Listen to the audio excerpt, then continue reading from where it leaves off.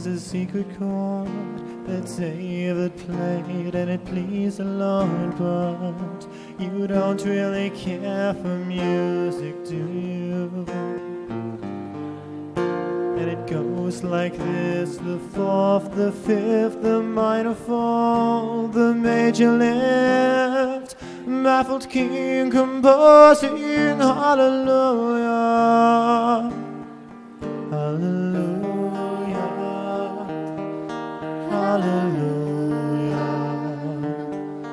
hallelujah, hallelujah.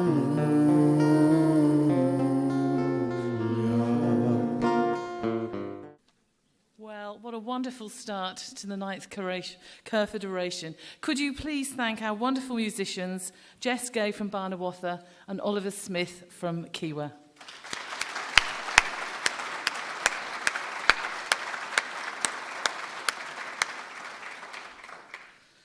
Well, now, here we are, ninth Oration.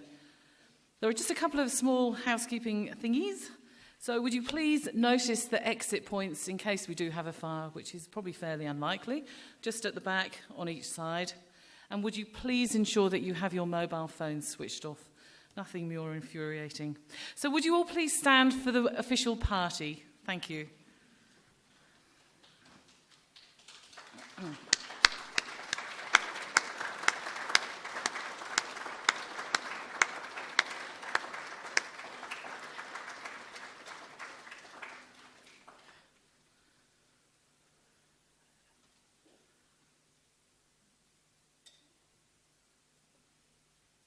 Thank you. Do take a seat. Now, my name is Ali Pockley, and I'm very lucky enough to be the Mayor of Indigo Shire Council and to be your MC this morning. So welcome to Beechworth, our prison town, and welcome to a poker-free Indigo Shire, which is quite unusual and something that actually people move to this area to live in, which we're very proud of. And at this Beechworth's ninth Oration, I'm delighted to introduce our official speaker, Justice David Harper, and his wife, Margaret. I would like to... Thank you. I would like to acknowledge our councillors here today, Peter Graham, Barb Murdoch, Larry Goldsworthy, Peter Croucher and Vic Issel, and particularly to welcome Peter Joyce, the Mayor of Tauranga Shire Council. Peter, thank you so much for coming from Corryong to be with us today. It's lovely to see you. And people have come from a great distance to be here today, and in particular the Kerferd family members. Ian Young and his wife Julie from Mount Tambourine in Queensland, John Kerferd from Sydney, and Anne and Meg Bonnell from Melbourne. And we also like to keep very close contact with our previous speakers when we can.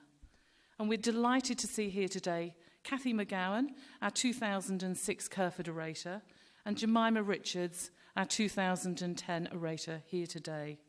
There's information on the back of the programme regarding a current collaborative project, and it has been a great extension of last year's oration that Jemima and fellow Firefox Kate are currently mentoring the Indigo Fireflies.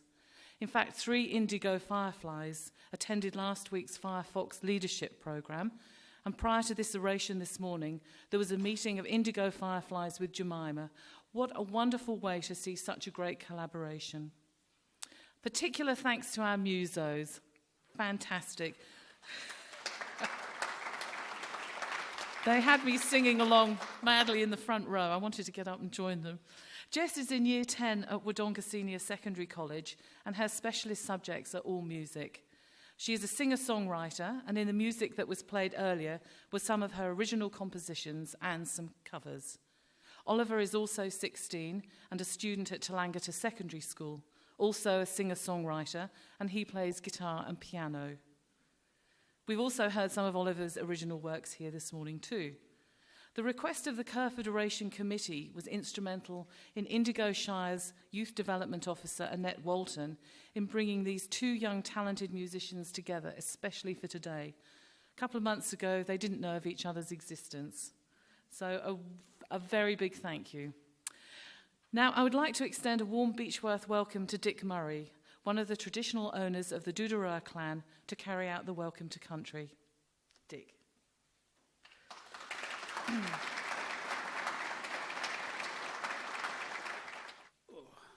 I'm a bit sore this morning. I've got a broken knee.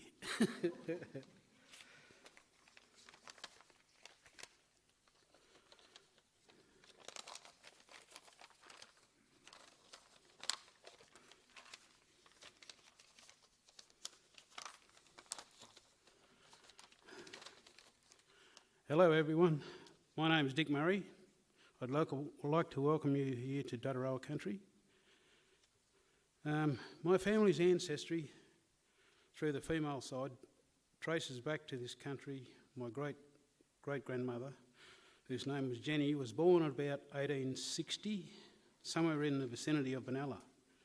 She then grew up on this country, still living a modest traditional lifestyle, but also receiving some rations from Talangata Aboriginal Reserve. As a young Aboriginal lady, she was taken away from her family to Kerferd Aboriginal Mission, where she met and married George Charles. Then in about 1878, as a young couple with her new family, they chose to leave Kerferd and move to Cumbreganya Reserve, where conditions were rumoured to be better. The rest of the family history is mostly around this area. It is great to see so many people compassionate about land care gathered here today this morning. We share common goals, that being caring for land and hard working towards a healthier environment for our future generations. Thank you very much.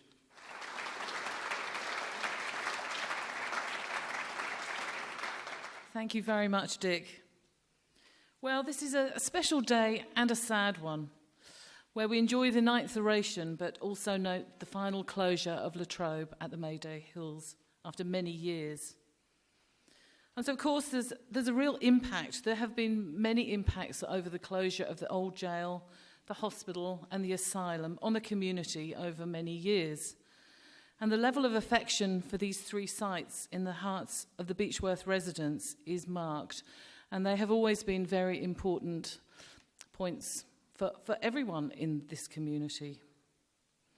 So we're all looking for a satisfactory sale of the site.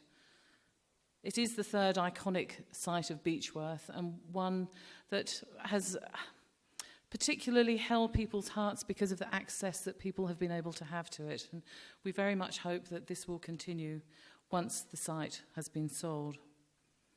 Now, the topic of today's oration may be particularly insightful to our community, being a prison town since 1856, and as we continue to understand the value to the Shire of prisoner community work and to the rehabilitation of prisoners. We're very much looking forward to seeing what Justice Harper will have to say about this.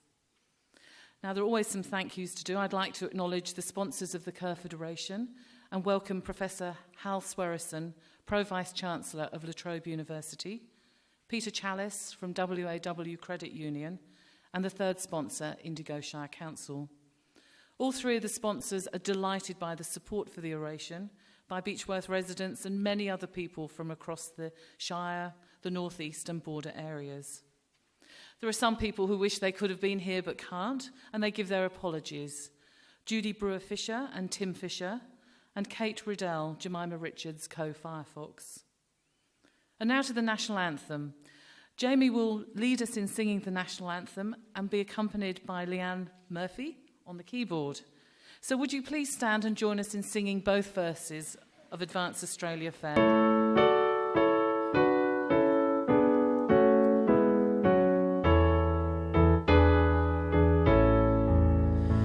Australians, all let us rejoice, for we are young and free, with golden soil and wealth for all. Our home is good by sea, our land abounds in nature's gifts, our beauty rich and rare.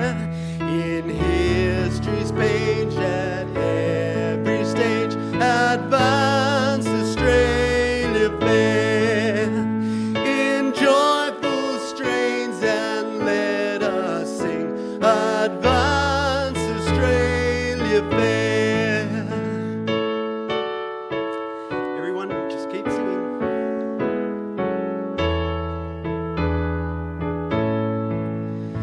Beneath our radiant Southern Cross, we'll toil with hearts and hands to make this commonwealth of ours renowned of all the lands.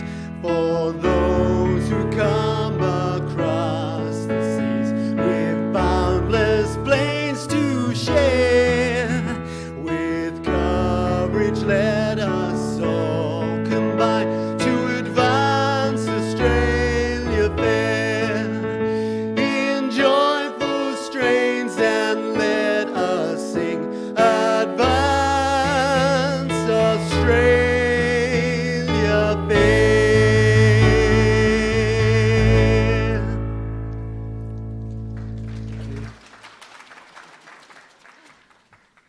Thank you very much, Jamie and Leanne, for that spirited rendition. It was interesting to see a lot of people looking at the words of the second verse, me as well. Now, it's great to have such a harmonious relationship with the Burke Museum, and many thanks must go to Grant Colley, the director, and Linda Peacock, the collections manager, and to the staff for the loan of two very special items from the museum.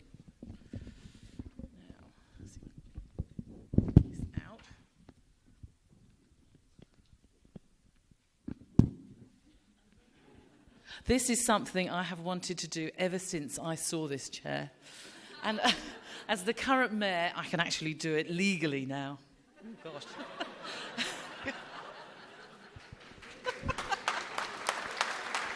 Oh, dear. I'll give you a little bit of history about the chair. It was dates from 1860 and was situated in the municipal chambers and later on in the town hall. It was used by the presiding chairman of the Beechworth Municipal Council and after 1863 by the mayor of the borough of Beechworth. During the 1860s, the town hall often served as a court of petty sessions with the magistrate using this chair. I think they all must have been a bit taller than me. But it's very, very comfortable. It's fantastic. And the second item is the picture over on the right of the stage. And this is a picture of George Briscoe Kerferd, dated 1892, which is in fact a photograph overpainted with oils. It was suggested in March 1892 that the residents of Beechworth be invited to subscribe to a portrait of Mr. Justice Kerferd if they wished. And by July 1892, this portrait of Kerferd was presented by Mr. Telford on behalf of the subscribers to the Beechworth Athenaeum, Public Library and Burke Museum Committee. So thank you very much to the Burke Museum for the loan of these two very special items. And this is a very nice little segue actually into introducing Ian Young, who is actually no stranger to the Kerferd Oration and to Beechworth. Ian is one of George Briscoe Kerford's great-grandsons and has come with his wife Julie from Mount Tamborine in Queensland to be with us today. And it's always a great pleasure to welcome them here. They're fellow thespians as well and have actually taken a Beechworth Theatre Company's play up to Mount Tamborine to perform. And we'd like to thank them both very much for making the big trip south to be with us today. Ian.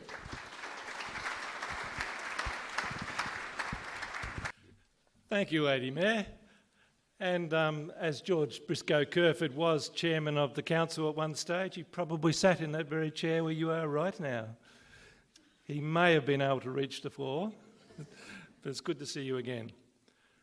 And special guests, ladies and gentlemen, and thanks for inviting me back again this year. Last year I mentioned a number of George Briscoe Kerford's values and interests that have come down through the family and certainly reside in me. Having met more members of the Kerferd family in the last 12 months, including more members in the last few days who are here today, John Kerferd and his sister Anne and Anne's daughter Meg, I think I could say George Kerford's values reside in all members of the family. My family connection is through my mother, who was born Lorna Kerferd, and Lorna was the daughter of Frederick Kerferd, who was the 8th born of 10 children of George and Anne Kerferd. At the end of my short talk last year, I'd certainly convinced myself that George Kerferd and I were almost the same person. We were kindred spirits. And then doing ongoing family research, I had one of those "oh no" moments. I found out that at one stage George Briscoe Kerferd was considered the black sheep of the family. It wasn't entirely George's fault. A later Kerferd family member had the letters that George's father, Joseph, wrote to George and thankfully donated them to the Victorian State Library. Reading those letters leads me to believe that Joseph virtually walked out of his marriage and left home when George was only 12. It wasn't said that way, of course, and it is true that at the time he did leave to start a business in Mexico. However, you may get what I mean when I quote a letter he wrote to George some years later about his ex-wife. Quote, "I will not step foot in England while she lives," unquote. He did kindly offer to still pay for a, quote, "decent grave and burial for her," unquote. So here is poor George with his father in faraway Mexico at the age of 12. At 14, he runs away and gets a job as the father can barely say the words. He gets a job as a blacksmith's helper in the foundry. The family, which had done well out of merchandising, was stunned. When his father finally hears the news, he is shattered, but determined to leave George Kerferd, quote, "to follow the low trade you had chosen and not take further notice of you," unquote. However, George wrote to his father asking forgiveness and determined to follow another course. His father said that letter, quote, "burst upon me like a ray of sunshine, and I therefore determined to make a desperate effort to save you," unquote. Tweeting's just not the same, is it really? His father then suggested which books to read which would help him improve his spelling and grammar, and forwarded a small amount of money to buy some books and suitable clothes. So this extraordinary boy, who started work in a foundry at 14, through his own ability and determination, eventually became a Member of Parliament representing Beechworth for 22 years, Premier of the State of Victoria, and a Supreme Court judge. And yet a local sceptic, there's always one, recently wrote a book and had a chapter on Kerferd and judged him to be, quote, "a bumptious and self-opinionated individual," unquote. And in sentencing him said, quote, "he was solely motivated by what was best for George Briscoe Kerferd," unquote. And what was this judgment based on? Apparently a few letters to the editor and some tittle-tattle in the local papers. This person probably judges people today on what is written about them on Twitter and Wikipedia. I don't know what Kerferd got out of bringing the railway to Beechworth, which was the major boost to the town at that time and survived for 100 years. And I don't know what he got out of ensuring the first public hospital to be built between Goulburn and Melbourne was right here at Beechworth. And I don't know what he got out of ensuring that Beechworth will never, ever run out of water thanks to the storage at Lake Kerferd, or what he got out of establishing what was then called the Beechworth Benevolent Asylum, not to mention his support for this facility in which we stand today. Well, I do know what he got out of it. I mentioned it last year. The high value placed by the family on serving or helping the community and public in whichever way is possible. It may involve merchandising or working in government or volunteering, anything to assist the other person. That's what Kerferd got out of it. Most of the things Kerferd was involved with ensured government money kept coming into town, either by way of capital expenditure or fortnightly wages, and this helped Beechworth survive economic downturns better than some other places in Victoria. Indeed, the Australian Dictionary of Biography states, quote, "the town's survival may have been due to Kerferd's influence in establishing and maintaining its institutions," unquote. One of the other values handed down from George Briscoe Kerferd, which I didn't mention last year, is highlighted by his work in establishing the Benevolent Asylum. I gather this was virtually the forerunner of aged care facilities which had an out service similar to Meals on Wheels.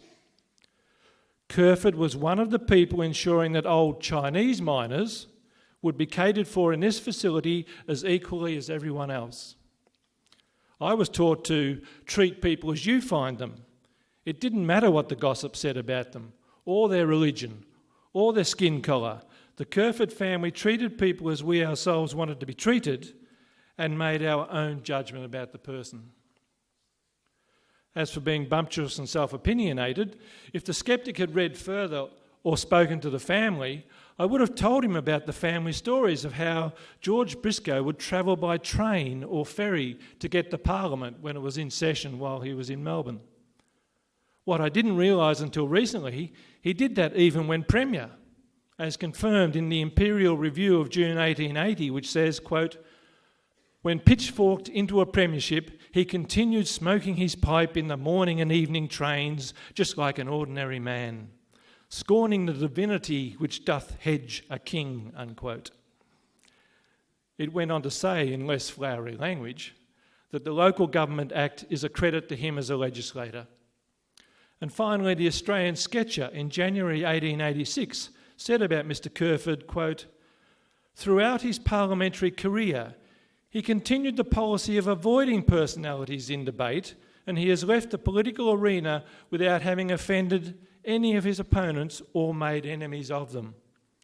And the Australian Dictionary of Biography says he was more highly regarded within Parliament than any other member. When he left the political arena and became a judge, there was some political argy-bargy about his appointment. However, as reported in A History of the Colony of Victoria, published in 1904, quote, "Professional and public opinion had largely veered round in his favour," unquote. The Privy Council in England, the highest court in the land, the Privy Council in England gave its endorsement of the, quote, "very able judgment of Mr Justice Kerferd," unquote, in a major constitutional case.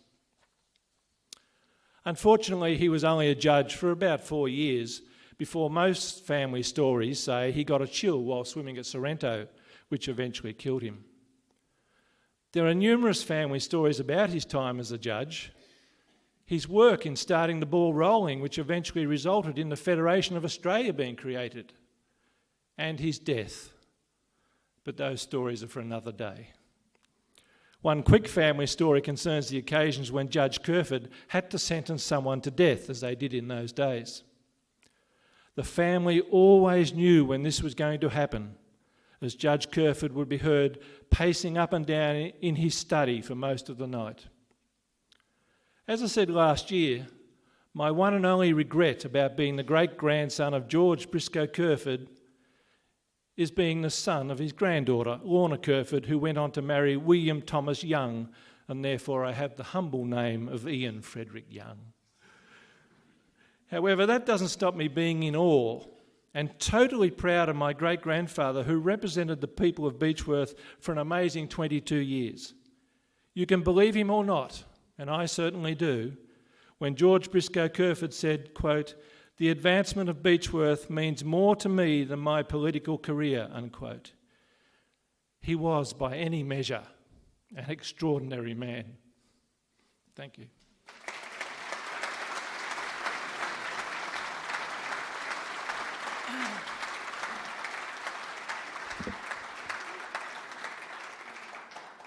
Thank you so much, Ian. How appropriate is it that George Briscoe Kerferd lives on through this oration, with its purpose of providing our community with access to thought-provoking ideas relevant to the well-being, social justice and sustainability of regional and rural Australia. The Kerferd Oration has a very special place in the public lecture series of La Trobe University, so I'd ask that Professor Hal Swearison, Pro-Vice Chancellor, join me on stage to explain the lecture series and then to introduce the 2011 Kerferd Orator, the Honourable Justice David Harper.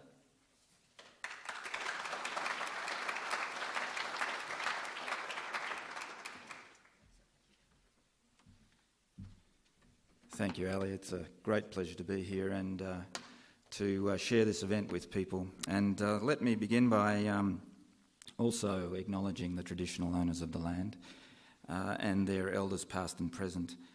And I'd also like to acknowledge the wonderful work which has been done by the committee, and particularly Joan Sims, who's been a fantastic organiser for this event over many years and has put on a spectacular performance in putting this one together. And I've very much enjoyed the tours that we had of the two prisons, the old and the new, yesterday with a number of other people. And I think it was a wonderful thing that the events which have been held in the lead up to this oration have been so successful in considering the issues which Justice Harper will address today. The university has a very significant commitment to cultural and intellectual life in its local communities, and the Kerferd Oration is part of that. There's a certain irony for me in being here. As Ali said, this is the moment when La Trobe is moving on from this campus. The irony for me is that in the early 1990s, I was one of the people who worked for the Victorian government at that time with responsibility for improving the lives of people with intellectual disabilities. And of course, although this is a wonderful facility and marvellous historical setting, the conditions, if you walk through the buildings, are not where you would want people to live in today's community. And so we moved towards, at that time the Victorian government moved towards bringing people with intellectual disabilities back into the community, into community residential facilities and settings where they could interact with the community and take part in the life of the community. And as part of that arrangement, of course, I arranged for the then Mayday Hills to be sold to La Trobe University. So there's a certain irony in that 15 years later I'm the person who ends up with the responsibility of working with the community to get a good outcome for this wonderful set of gardens and buildings and this fabulous setting. And I want to assure the community that La Trobe is fully committed to having a good outcome for the community, to look for a satisfactory and worthwhile and sustainable outcome which will meet the interests of the community and which will preserve these wonderful gardens and the buildings which go with it. The university will continue with Beechworth community as well in supporting the Kerferd Oration in the future. The oration is part of our public lecture series, and we have a view that it's a critical part of the intellectual life of a university to be engaged around ideas, cultural events, to sustain the notion of a discourse, a discussion about what the future holds for us and what the past has brought to us. And I think today's topic on sentencing and the social implications of sentencing is a very, very apt topic for the community of Beechworth, given the historical legacy which is there around the work that people like George Kerferd did to establish facilities here, which were part of a very significant social trend at the time related to the movement of employment into regional Victoria following the gold rush, and the establishment of facilities to do that. And of course, those issues continue with us in thinking about what the implications are of institutions, sentencing. The notion of people being removed from society is a very significant one. It's a very important issue, and our views of what we should do change over time. And Beechworth is a legacy of how we've had changing views about what ought to happen, and that's obviously had very significant implications for communities like Beechworth, but also more generally for the people who are affected by being taken out of society or being sentenced in various ways, be that either formally through the judicial system or because of their circumstances, because they have a mental illness or because they have an intellectual disability. These are very significant issues for us, and they'll continue to change over time. So we're very pleased to be involved in these sorts of discussions as a university. And I can think of very few people who have a more interesting perspective on this than a Supreme Court Justice.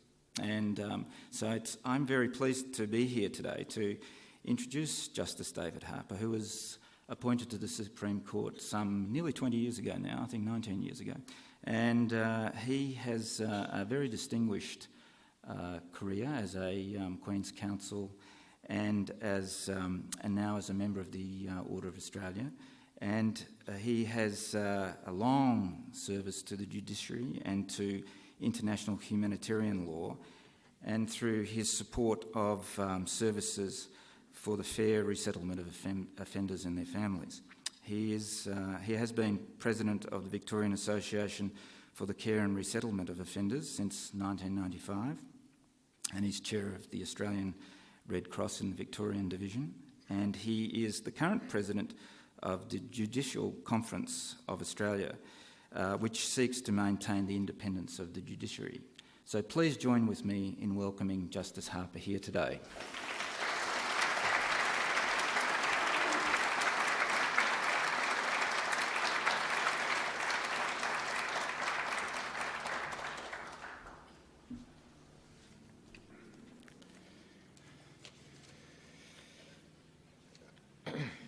Ali Prockley, Mayor of the Indigo Shire Council, Professor Hal Swearenson, Pro Vice-Chancellor, La Trobe University, Peter Challis, Chief Executive Officer, WAW Credit Union, and Joan Sims and the Kerferd Oration Committee. Thank you very much indeed for the honour of inviting me to be the 9th Judge Briscoe Kerferd Orator. It is a great honour to be able to address this very impressive audience and to be the 9th orator. And I am also very grateful for the very warm welcome which Beechworth has given Margaret and me over the last 24 hours or so. The committee has worked tirelessly to present this oration, and the work of the committee, and Joan Sims in particular, has been, in my direct experience, absolutely outstanding, and I thank them all very much indeed. And I may also thank Dick Murray for welcoming us to his country and for his warmth in doing so.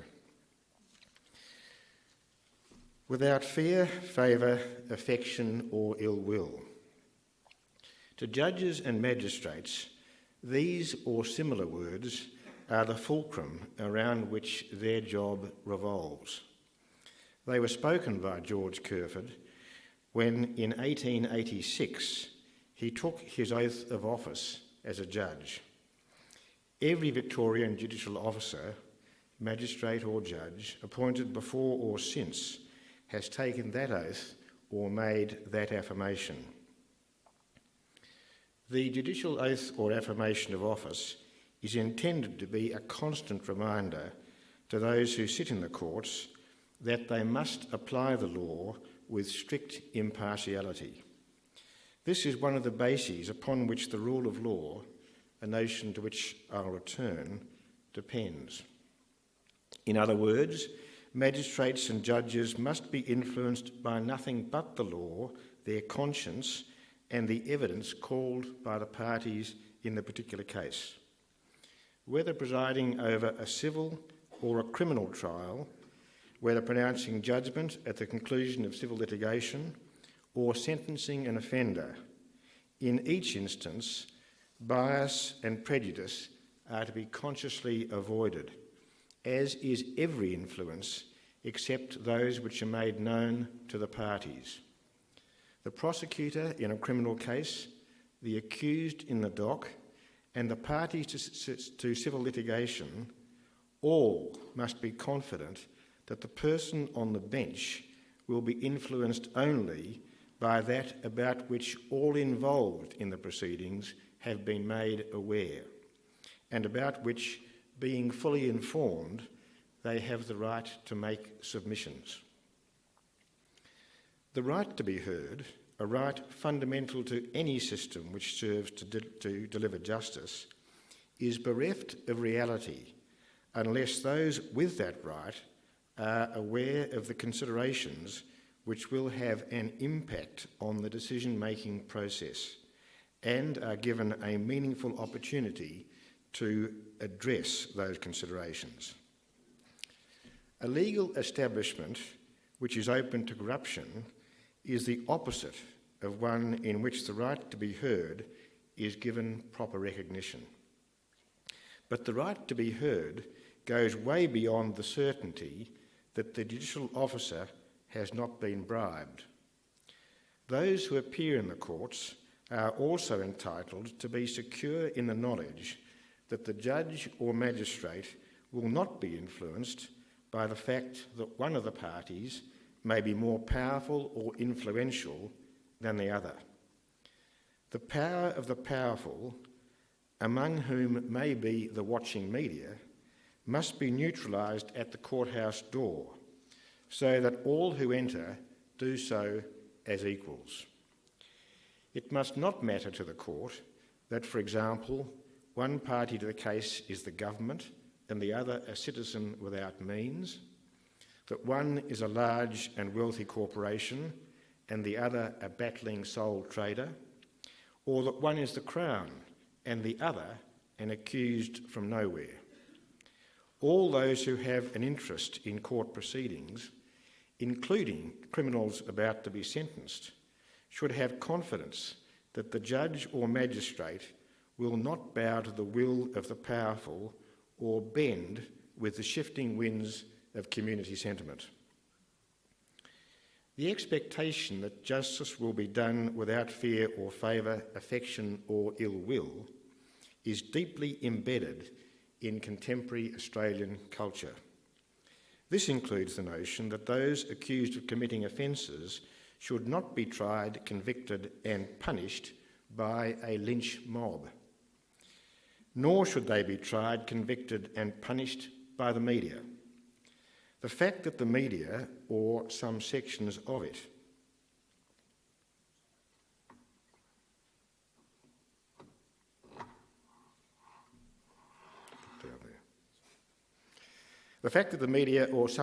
of it, might have strong views vigorously expressed about the guilt of a particular accused or the appropriate punishment for a convicted offender must not influence the magistrate, the jury or the judge.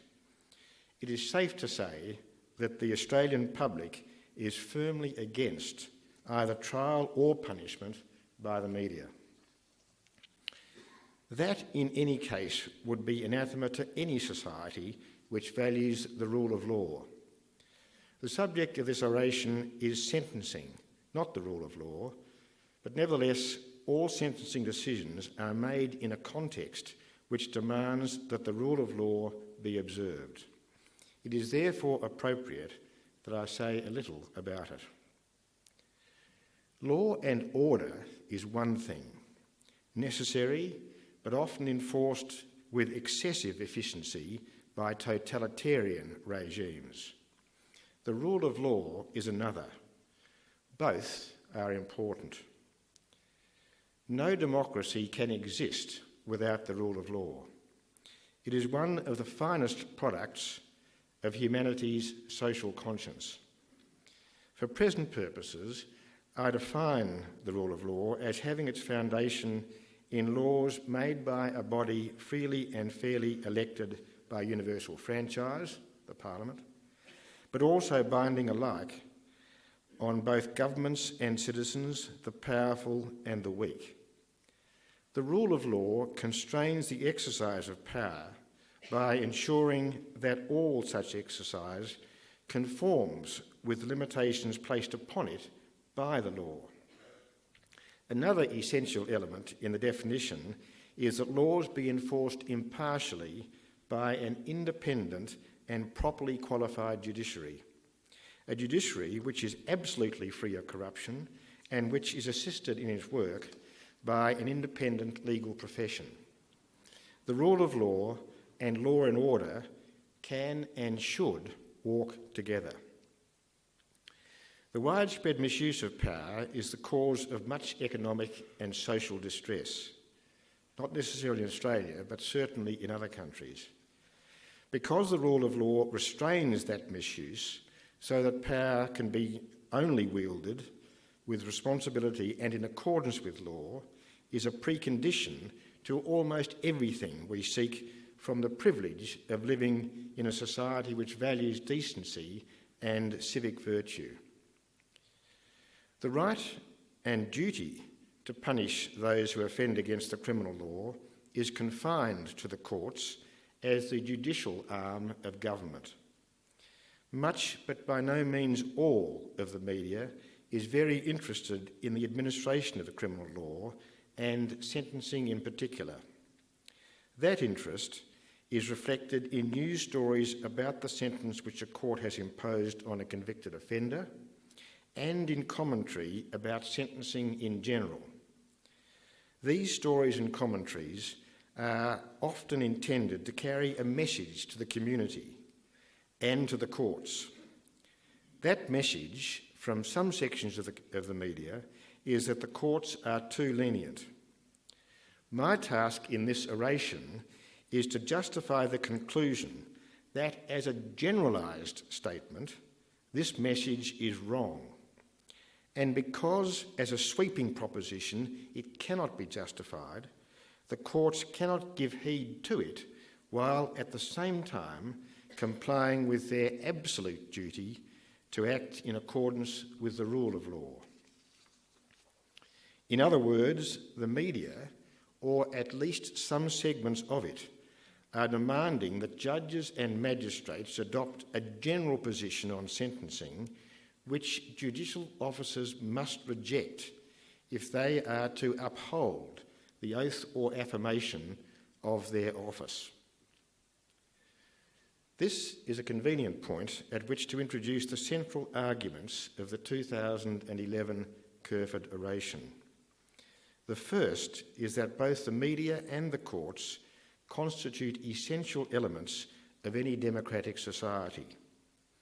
Secondly, media reports play a critical role in the development of public opinion on sentencing. Thirdly, media reports tend to choose stories and aspects of stories selectively. Their aim often be to entertain rather than inform. Fourthly, the result is a portrayal of sentencing practice which is, quote, grossly inaccurate, end quote. And that quote comes from a paper by the Sentencing Advisory Council of Victoria, to which I'll refer later. Fifthly, this contributes significantly to a misinformed public. And finally, the fact that these false conclusions are propounded, sometimes fiercely, by some powerful elements in the media and find a ready audience, must not deflect the courts from their duty to apply the law without fear or favour, affection or ill will. I do not want to give the impression that there is, over sentencing, a battle between fallible media and infallible courts. Being run by humans, neither the media nor the courts are perfect. There is, however, an element of Greek tragedy about the position in which the courts and the media find themselves. Each is forced by circumstances to face the other off, with neither having the flexibility necessary to reach an entirely satisfactory working compromise. This proposition requires explanation. Each side, the media and the courts, see themselves as acting for, and the other in some respects as acting against, the best interests of democracy. Some in the media say that unless the courts get tougher on crime by punishing criminals more severely than at present, they will never earn the public's trust. And trust in the courts is, they rightly assert, essential to a democratic and civilised society. For their part, the judiciary complain about segments of the media which we judicial officers believe unjustifiably exploit news and commentary about sentencing in ways which devalue the deterrent effects of punishment, undermine confidence in the courts, and do a disservice to democratic governance. From my own experience of a professional lifetime working in or as an advocate before Australian courts, I can certainly say that they are not infallible. I can, however, say with equal certainty that with a minute number of exceptions, the Australian judiciary has always been incorruptible. For its part, the media sees itself correctly as the guardian of the people's right to know. As Thomas Jefferson wrote, liberty cannot be protected but by the freedom of the press. It is the media's job to observe the exercise of power and to expose impropriety and inadequacy in that exercise. The courts exercise power. Judicial officers are themselves bound by the law, both as members of a society governed by law and by the oath or affirmation of office. So the courts are very much fair game for media scrutiny. If the media detect in the way the courts administer justice any wrongdoing, it is the media's duty to bring that misdoing or wrongdoing to light. I have no doubt that the media, or at least that segment of it which takes a particular interest in sentencing, sees its role as the protector of society against the evils of crime, as the voice of the people in expressing the community's concern about the extent of criminal activity, and as an advocate on behalf of the people for those measures which the media sees as best preventing criminal behaviour. These are measures which, if this segment of the media is correct, the courts are failing to adopt.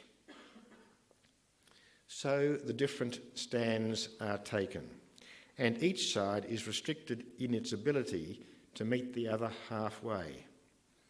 Sentencing, presented as it usually is by certain segments of the media, sells newspapers and has the public watching television news or listening to the radio. If it were presented in the way the courts would desire, then the audience would shrink and the media would be at a commercial disadvantage. On the other hand, the media, or at least a part of it, tries for its commercial advantage to impose upon the courts a sentencing regime which, so the best evidence indicates, would, if adopted, be fundamentally flawed. For all that the media continues to assert the contrary, research which by reason of its rigour and consistency the courts must accept demonstrates that increasingly harsh punishments do not result in decreasing levels of crime, that a general threat of imprisonment has little deterrent value, that about half of those who go to prison are back again within 2 years, and that the public, when appropriately informed about the considerations which go into the sentencing process and about the alternatives to imprisonment, are no more in favour of harsh penalties than the judges. No civilised system of justice can tolerate the punishment of offenders on the basis of false precepts propounded by a powerful media. It follows that, while being astute to correct particular instances of unjustified leniency, and I don't for a moment suggest that the courts aren't open to criticism on that basis, nevertheless the judiciary is in duty bound to sentence without regard to media claims that the public demands harsher punishments across the board. The social implications of these conflicting and probably irreconcilable forces are a matter for concern, It is that which I wish to explore today. I have in this oration based my central arguments on the work of the Sentencing Advisory Council of Victoria. It is an independent statutory body established in 2004 to allow properly informed public opinion to be taken into account in the sentencing process, to provide advice, education and information to the community, the judiciary and the government on sentencing issues, to promote consistency in sentencing and to facilitate the dissemination of up-to-date and accurate sentencing data. The chair of the council is Professor Ari Freiberg, the Dean of Law at Monash University and one of Australia's foremost lawyers and criminologists. The council staff include other highly and relevantly qualified experts. Their expertise, which is employed daily in what they do, entitles their opinions to be given particular respect. Other like bodies exist in jurisdictions outside Victoria. Before I develop my central themes, it may be helpful if I give a brief description of the sentencing process. Judges and magistrates often identify sentencing as the most demanding and difficult part of a generally demanding job. Sentence is pronounced after a hearing known as a plea, during which a convicted offender presents his or her plea in mitigation of penalty. The prosecution is at that time also given the opportunity to make submissions or call evidence or both. Victim impact statements, which are in writing, are commonly before the courts at this time, and sometimes a victim will give oral evidence about the effect the crime has had on him or her. In Victoria, legislation, the Sentencing Act, prescribes the only purposes for which sentences may be imposed. I mention them in abbreviated form. There are 6. Although the 6th is a combination of any of the others. The first is to impose just punishment. The second is to deter the offender and others from a repetition of the crime. The third is to assist the offender's rehabilitation. The fourth is to denounce the criminal conduct. And the fifth is to protect the community. The Sentencing Act also prescribes other things to which the court must have regard. One is the maximum penalty. Another is current sentencing practices. A third is the nature and gravity of the offence. The impact of the crime on and the personal circumstances of any victim are 2 more. The sentencing judge or magistrate must also have regard to the presence of any aggravating or mitigating circumstances. I mentioned current sentencing practices as being included in that list. Such practices are relevant because if offenders are to be dealt with justly, their sentences must be comparable with other sentences imposed on other offenders who have committed similar offences in similar circumstances. So the Victorian judiciary is furnished with relevant statistics maintained by the Sentencing Advisory Council, without which sentencing trends could not be ascertained. At the same time, no case is exactly comparable with any other, since no 2 offenders and no 2 offences are exactly the same. The sentencing judge or magistrate must therefore make comparisons in circumstances in which comparisons cannot be made with exactitude. Other difficulties in reaching an appropriate sentence abound. Unlike the media, the judiciary cannot escape them. Consider for a moment those statutorily prescribed purposes and considerations to which I've just referred. Some point in one direction, others in the opposite. A mitigating circumstance is the opposite of an aggravating circumstance. Yet it is highly unusual if both are not present in the same case. And if both are present, both must somehow be accommodated. How is the judge or magistrate to give proper weight to each of a number of factors when regard must be had to all of them, even though they might be opposites?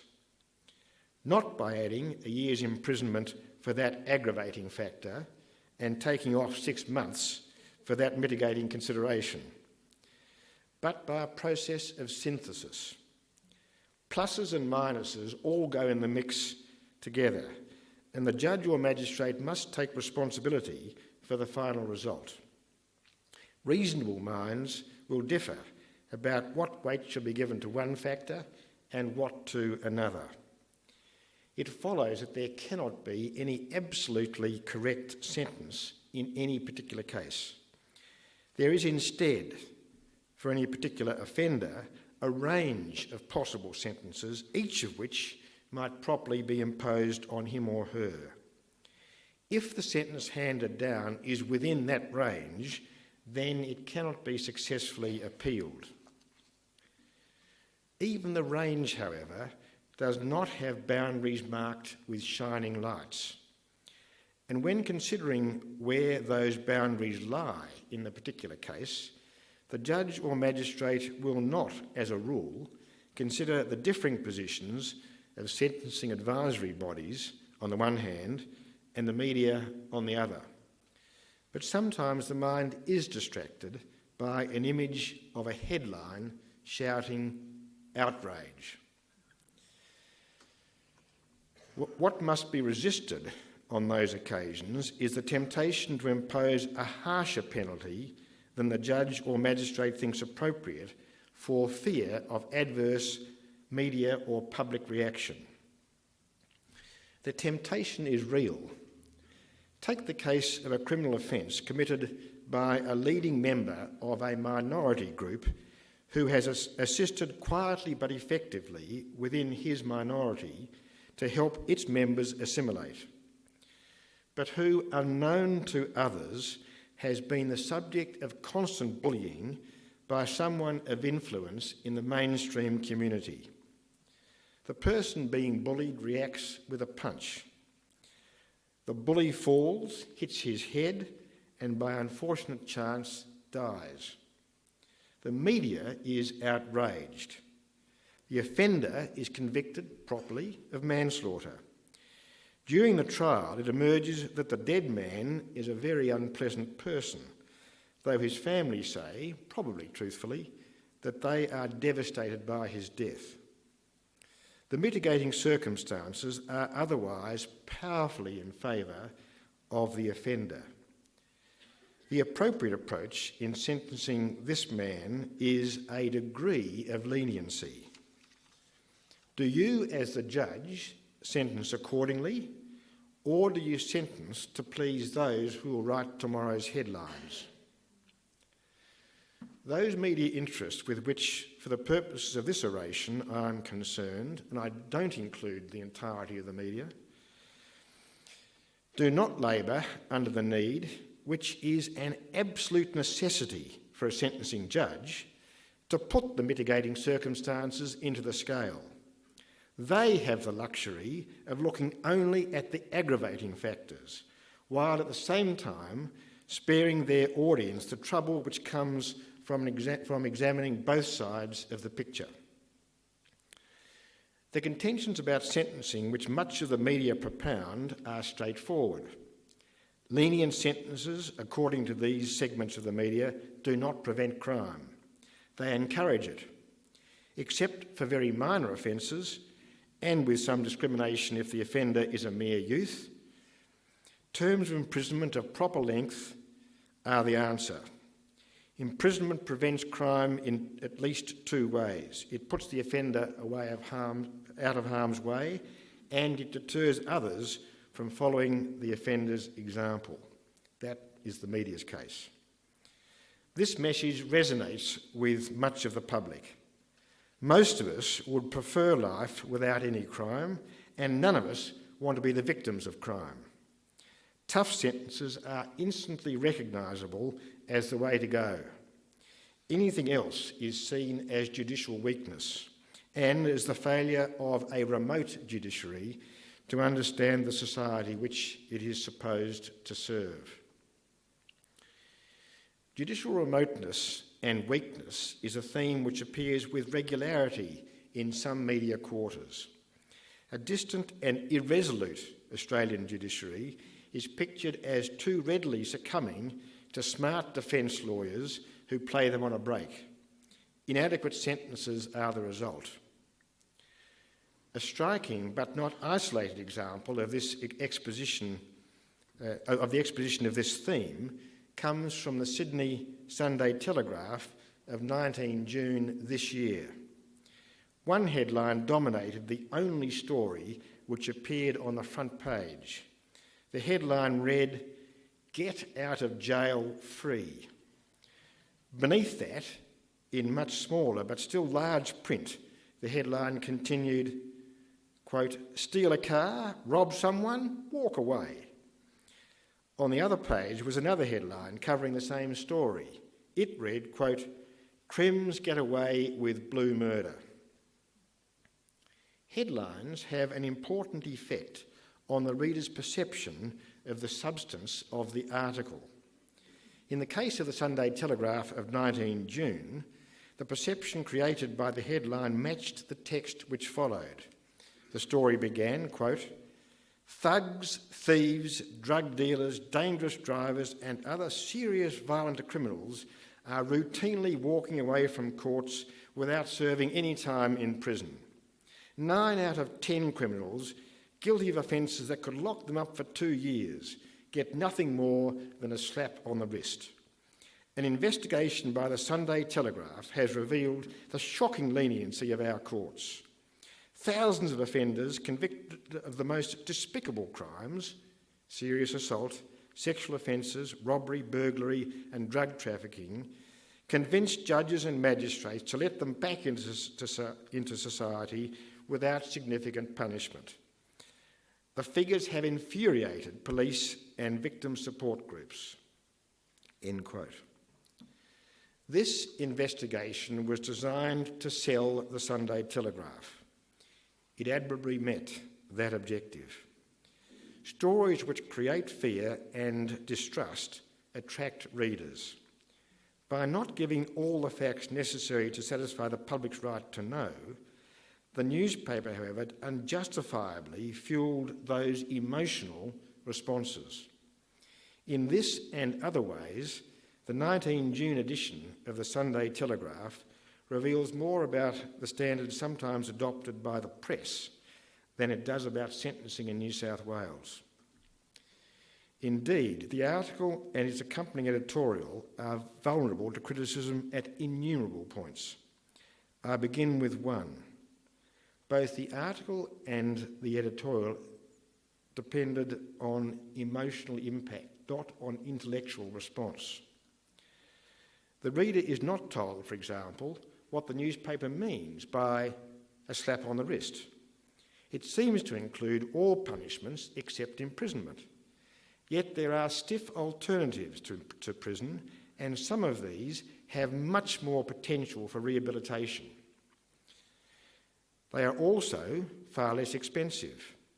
According to the Productivity Commission of Australia, each prisoner costs Victorians almost $88,000 in 2009-2010.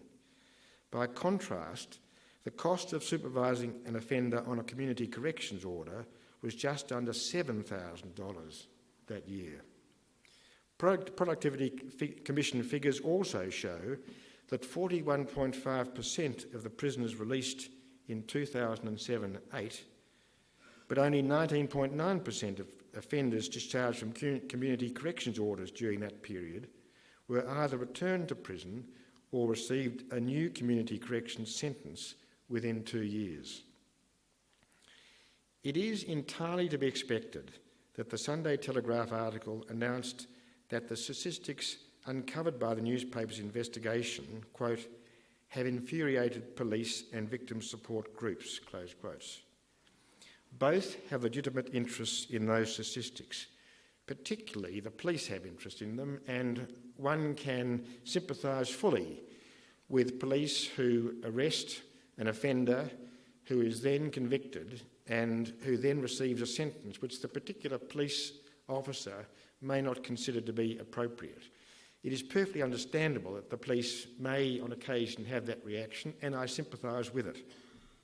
But I don't wish to criticise the police for sometimes suggesting that they think sentences are too lenient. But there also ought to be taken into account the views of the experts. We were not told in the Sydney Sunday Telegraph article or editorial whether the New South Wales Sentencing Council had been asked for its opinion. We can legitimately expect that it was not, or if the Sentencing Advisory Council was approached, that it did not give an answer which the Sunday Telegraph wished to reveal. If these suspicions are wrong, the Sunday Telegraph has only itself to blame for not making the true position clear. The article goes on to make the bald and at that point unqualified claim that, quote, thugs who bash people or sexually assault women likewise have almost no chance of serving any time, end quote. This startling statement is likely to make a big impression on the reader's mind. It is an impression which may or may not be erased by the article's later revelation that 71% of those who bash people and are convicted of serious assault go to jail. The journalist does not explain how that is consistent with those who bash people having almost no chance of doing time, or how that fits the headline, "Get out of jail free." What the article in fact says is that 29% of those guilty of serious assault, quote, walk free, close quotes. The balancing fact that 71% were incarcerated was a necessary implication, but it was not explicitly mentioned. If you read the article carefully, you would also realise that walked free in fact meant receiving a suspended sentence or a bond or being required to do community service. The reader is left with no idea about what these punishments involve or the circumstances in which they were imposed, except that, according to the Sunday Telegraph, they amount to no more than a slap on the wrist. In short, it is impossible, on the basis of the article, to judge whether the leniency of New South Wales courts can, with reason, be described as shocking, or whether those said to be infuriated were justified by their reaction. But the readers of the article were not expected to bear or bring their reason to the task. An editorial accompanied the article. It described the investigation about which the article was written as revealing, quote, shockingly low imprisonment rates for convicted crooks, close quotes, with, quote, a whopping 27%, end quote, of criminals avoiding jail. This was in spite of being found guilty of such offences as drug trafficking, sexual assault and violent robbery. The editorial then pictured helpless prosecutors and police being outsmarted by devious and clever defence lawyers who also pull the wool over feeble judicial eyes. It says, quote, at any local, that is magistrates' court, you'll see prosecutors and police confronted by lawyers who know all the tricks for dodging jail, and magistrates letting it happen. The Sunday Telegraph is calling for a genuine attempt by our judiciary to use prison for its real purpose, as a deterrent. In my opinion, this is unworthy journalism. Not only are New South Wales magistrates unjustly maligned for, quote, letting it happen, but the editorial also ignores the fact that the law requires judicial officers to take into account many things in addition to deterrence. Of added significance is the sad irony, completely missed by the Sunday Telegraph, that while it is a resolute advocate of deterrence, it informs potential criminals that they will get out of jail free. It thus encourages criminality. In this way, the newspaper assists in sabotaging attempts to deter potential offenders. It encourages the very behaviour which it proclaims to abhor. There's another point. The article fails to acknowledge research which strongly suggests not only that imprisonment is a failure as a deterrent, but is a hugely expensive failure. In April this year, 2 months before the Sunday Telegraph editorial, the Sentencing Advisory Council of Victoria published a research paper entitled "Does Imprisonment Deter?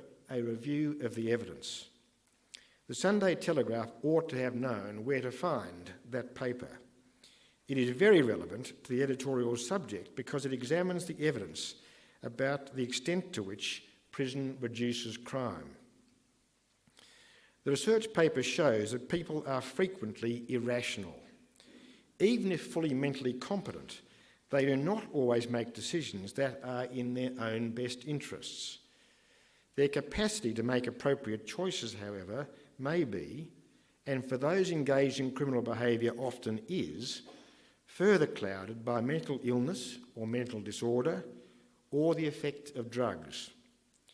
Indeed, a 2003 report for Corrections Victoria found that 2/3 of all first-time offenders had a history of substance abuse which was directly related to their offending.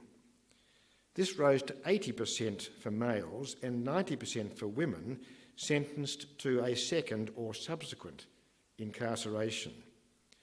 The lesson is clear. People who have difficulty thinking rationally are difficult to deter. The research paper concluded that for a significant number of offenders, imprisonment did not act as a deterrent. This is evident from the rate of recidivism. According to the Australian Bureau of Statistics, almost half, 49%, of all adult prisoners in custody on 30 June last year in Victoria and 54.6% nationally had been in prison before. This is consistent with the figures on recidivism released by the Productivity Commission and to which I have already referred. Another conclusion drawn in the paper, Does Imprisonment Deter?, was that while increases in the perception of apprehension and punishment do have a significant effect, apprehension is the real deterrent. The threat of imprisonment, although having a small negative effect upon the crime rate, is generally insignificant as a deterrent. There are, according to Does Imprisonment Deter?, a number of reasons why, rather than acting as a deterrent, the experience of prison may result in an increased rate of recidivism. None of them should surprise. Prison can act as a criminal learning environment. It also tends to reinforce the criminal identity of the inmates. Finally, imprisonment may fail to treat the underlying causes of offending behaviour. And could I briefly divert to say that yesterday I had the privilege of visiting the new prison in Beechworth, and I have to say that none of the criticisms of imprisonment which are commonly made would seem to me to apply to that very, very worthwhile institution, which, from all I can gather, is particularly well managed. There are, according to the paper Does Imprisonment Deter?, a number of reasons why, rather than acting as a deterrent, the experience of prison may result in an increased rate of recidivism. None of them, read you that. A particularly significant finding, as recorded in the research paper, is that while imprisonment has a small positive effect as a deterrent, increases in the severity of punishments do not deter. Most potential offenders will be unaware of any increase and would not be deterred even if they were aware of them. I make one final point about the Sunday Telegraph article and its 19 June editorial. Each supports the conclusion that confidence in the criminal justice system is lacking. Indeed, according to the Sentencing Advisory Council of Victoria, quote, public trust and confidence are at critically low levels around the world in the administration of criminal justice. In its research paper entitled More Myths and Misconceptions, the Sentencing Advisory Council also stresses that public confidence is necessary for the legitimacy and function of the courts. As an example of the many reasons why, the research paper added that, quote, victims need to be sufficiently confident in order to report crime in the first instance. Without the cooperation of complainants, witnesses and jurors, prosecutions would not be effective, end quote. On this point, the Sentencing Advisory Council and the Sunday Herald Sun are in agreement. An editorial in that newspaper on 6 March this year said that, quote, in a civilised society it is critical that the public has confidence in the judicial system. Ultimately, the judiciary has to answer to the public, and unless it meets community expectations, it has little hope of securing the trust and confidence it needs, end quote. There can be no doubt of the correctness of these propositions. The question is whether, in the face of media views about sentencing, the courts can retain the confidence of the public consistently with their overriding duty to do justice without fear or favour, affection or ill will. The reason for that lack of trust is explored in 2 research papers published by the Sentencing Advisory Council. I've already mentioned one. The first, entitled Myths and Misconceptions, Public Opinion versus Public Judgment about Sentencing, is dated July 2006. It represents the culmination of a year-long project that was designed to examine and critically evaluate the current state of knowledge about public opinion on sentencing, as well as the methodological issues surrounding how public opinion is measured. The second, published in September 2008 and entitled More Myths and Misconceptions, reviewed the several studies which were relevant in the interval. That review confirmed the earlier findings. According to each of the 2 Myths and Misconceptions papers, the mass media is the primary source of information on crime and justice issues, but its reporting on the subject is neither complete nor accurate. The result is that public misconceptions are rife. This in turn leads to a conclusion of a special importance to the judiciary. It is that the punitive public, a public demanding harsher penalties, exists, but it is a creation of media misinformation. When given details of the considerations which were taken into account by a judge or magistrate in imposing a particular sentence, public opinion preferences change. They become very similar to those adopted by the courts.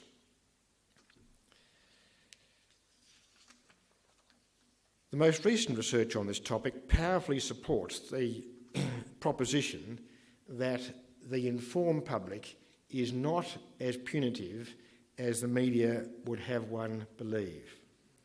On 10 February 2011, this year, the Federal Minister for Home Affairs and Justice, Brendan O'Connor, released a paper called Public Judgment on Sentencing, Final Results from the Tasmanian Jury Sentencing Study. The study inquired into the reaction of jurors to the sentences imposed following trials in which those jurors had decided whether or not the accused was guilty. It was led by 2 eminent legal academics. It was funded by the Criminology Research Council of Australia. it was the first study to look at the reaction of jurors to the sentence in the case in which they had been participating as jurors. 698 jurors responded. They had participated in 138 trials. It's a pretty good sample of juries in Tasmania. 90% agreed that the sentence handed down following the trial in which they had found the accused guilty was very or fairly appropriate. 52%, many of whom agreed that the judge's decision was appropriate, chose a more lenient sentence than that of the judge. The Melbourne Herald-Sun takes an intense interest in sentencing issues. The Tasmanian jury study is of central importance in understanding those issues. It was not until 18 March, however, 5 weeks after the Minister's press release on 10 February, that the Herald-Sun informed its readers about it. A single column article appeared on page 38 of the newspaper's 18 March issue. In the meantime, other media had reported the results of the study, and 2 letters had been written to the editor by me on behalf of the Judicial Conference of Australia, pointing out that the press release had taken place and that the study was very important. Neither letter was even acknowledged. As part of Law Week in May this year, I wrote again to the Herald-Sun on behalf of the Judicial Conference of Australia. I sent the Age and the Herald-Sun opinion pieces about the study. The copy sent to the Age was published in slightly edited form. The different piece sent to the Herald-Sun was neither acknowledged nor published. This experience, it seems to me, demonstrates how resistant the media sometimes is to arguments with which it disagrees. Such arguments, even if relevant to a topic about which the media frequently expresses interest, are hidden from the media's audience. A form of censorship is imposed by the institution which proclaims to be the voice of the public's right to know. The entire media boast that they champion that right. For some, the boast is, on the subject of sentencing, less than sincere. Consistently with this, segments of the media do not resort to sources of information about sentencing, even though that information is essential to a proper understanding of it. And the media's failure regularly to refer stories about sentencing to people like those at the Sentencing Advisory Council is an illustration. So also is an editorial in the Herald-Sun of 1 April this year. Several days before that editorial, the Sentencing Advisory Council had published a paper entitled Alternatives to Imprisonment, Community Views in Victoria. It showed that 74% of the people who were the subject of the study thought that alternatives to jail, such as supervision, treatment and community work, were strongly supported. The Herald-Sun described this research by experts as, quote, a joke. It told its readers that, quote, a sample of 300 Victorians is not enough to get a reliable response, and not telling those surveyed that violent crime in Victoria has been rising rapidly makes a nonsense of the report. The Herald-Sun's readers, however, were not told that the sample of 300 was selected using methodology rigorously designed to produce a margin of error of plus or minus 5.8%, and the 300 were themselves drawn from a similarly rigorously selected sample of 1,200 people, which was designed to give a margin of error of plus or minus 2.9%. It is true that those questioned were not informed that violent crime has been rising rapidly in Victoria, but those figures are rubbery, and in any event, the information given was not based upon Victorian information, but was drawn from information Australia-wide. What more serious considerations can be drawn from all this? First, courts can and should do what they can to correct misconceptions, but commercial reality in the media world means that reporting about sentencing is unlikely to change. Those reports will do nothing to inculcate confidence in the administration of criminal justice.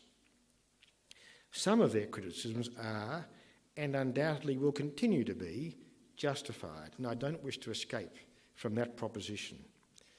When they are justified, the courts should take appropriate note of them.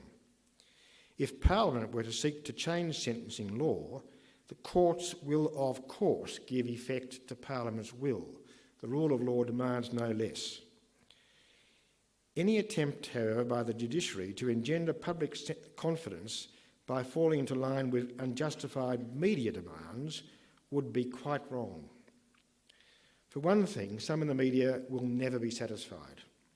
According to Corrections Victoria, this state's prison population has over the past 3 decades increased from about 1,500 in 1977 to about 4,500 in 2010.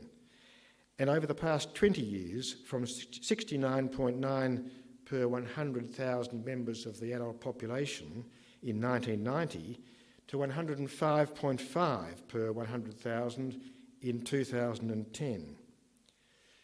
Part of the explanation is that Parliament has created new offences and increased the maximum penalty for others.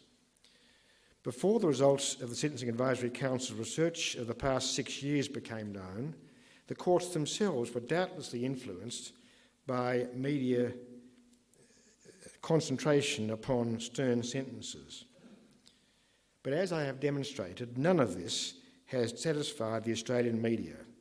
It is the same elsewhere. In the United States, the prison population is not 105.5 as it is here, but 743 per 100,000 adults, the highest in the developed world. Yet the United States is hardly conspicuously safe, or safer than elsewhere. And some in the US media and US politicians still maintain that sentences should be harsher. By contrast, in Japan, there are only 59 prisoners, just above half the position in Australia, for every 100,000 adults. At the same time, Japan remains a very safe society indeed for most Japanese and certainly for most tourists. I conclude with another more important and final point. The rule of law cannot survive except by being true to itself, no matter where its immediate advantage might lie. There is an ancient late Latin maxim, "Let justice be done, though the heavens fall." It is not quite as dramatic as that in Australia at the moment. But judicial officers cannot act otherwise than in accordance with their oath or affirmation of office.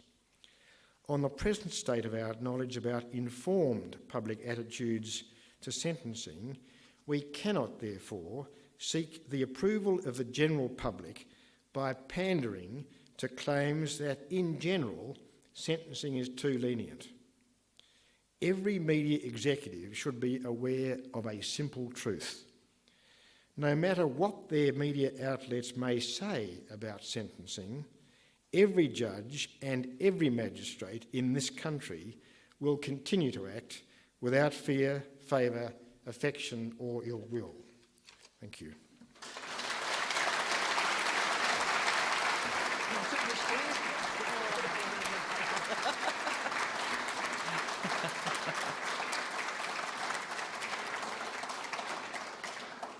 Thank you so much, Justice David Harper.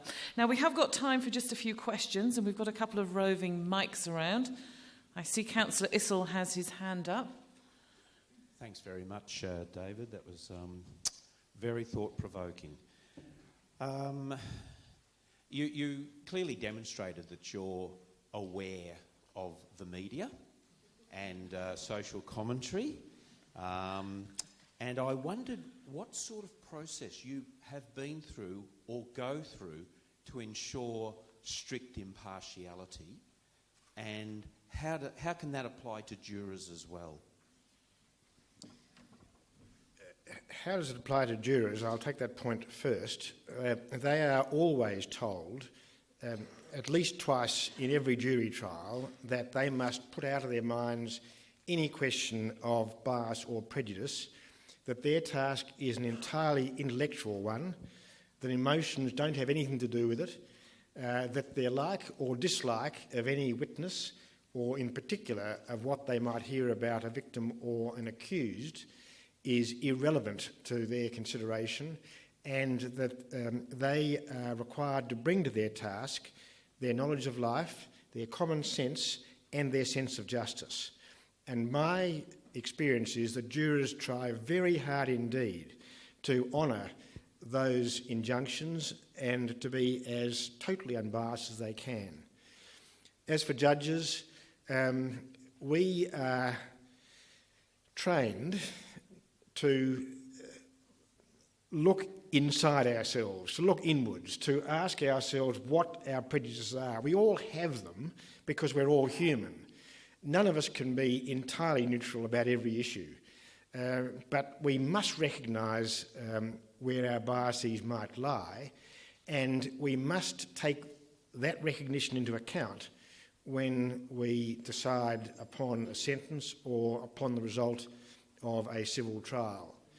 And although it is impossible to be confident that in every occasion every semblance of bias is removed, we do our very best, and I hope that most of the time we get it right.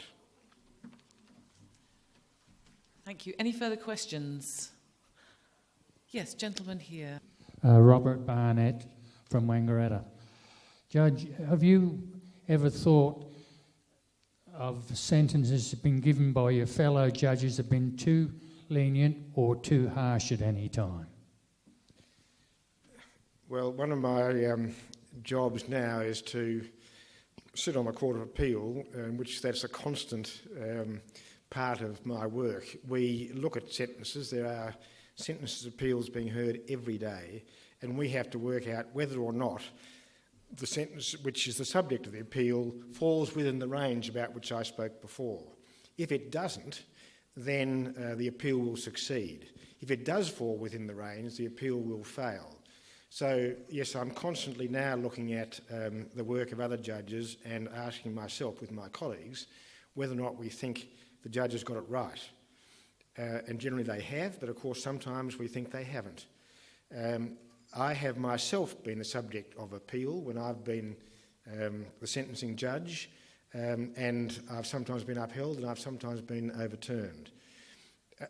The Court of Appeal, I think I can say, acts without any regard to the feelings of the judge from whom the appeal comes. So if we think they're wrong, we'll say they're wrong. And it doesn't matter that we might know them quite well. We do what we think is appropriate. Does that answer the question? Thank you. Thank you. Helen McGowan in the front row here. Justice Harper, thank you for those comments. I'm interested in the idea of therapeutic jurisprudence and your comments around the level of competence of offenders, particularly as it relates to people with maybe a substance abuse problem, an acquired brain injury or something else. And given that we're an institution, have been an institutional community here, like Mayday Hills, I'm wondering to what extent you see the role of therapeutic jurisprudence doing more to prevent offenders ending up in prison. And I guess my thing is here, have we actually moved Mayday Hills institution through to Flat Rock Road? I can't comment on the particular situation of the change of circumstances here, because I don't know, I'm afraid, anything about it. I can say that therapeutic jurisprudence does have, it seems to me, a real role to play. It is most evident, or its application is most evident in the magistrates' courts, where the past several chief magistrates have been working very hard to do what they can to bring other than strict legal perceptions into the legal process. The courts are in a very good position to refer people, in many instances, to appropriate therapeutic sources of help, or sources of therapeutic help. And we're learning more and more about how best to do that. We have a lot more to learn, and we could do with more money, A, to educate ourselves, and B, to ensure that what we learn is put into practice. But although the system is far from perfect at present, I think we are moving in the right direction, and I think that to the extent that it properly can play a part, therapeutic justice has a very important part to play. Thank you. I think we've got time for one more question now. I've got David. Yes, thank you, Justice Harper, for your time today. My question is regard to an issue that's come up in the media a bit with regard to suppression orders that are granted by the courts. And I was wondering if you could explain from your perspective when it is appropriate for them to be granted and when it's perhaps not appropriate for them to be granted. Because we often don't hear the perspective from the judiciary about that. Thank you. That's a very good question about a very difficult subject. I'm not at all confident that the courts always get this right. I think we are perhaps open to criticism that we make suppression orders rather too readily. But there are circumstances where they are essential. They are essential to protect the identity of victims in circumstances where if that identity were known, the suffering of the victim would undoubtedly increase.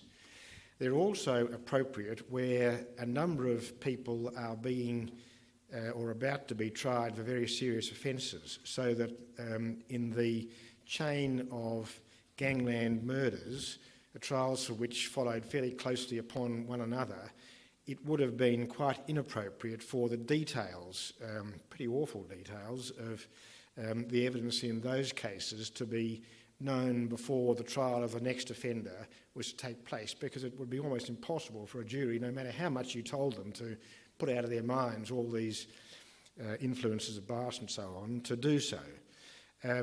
So where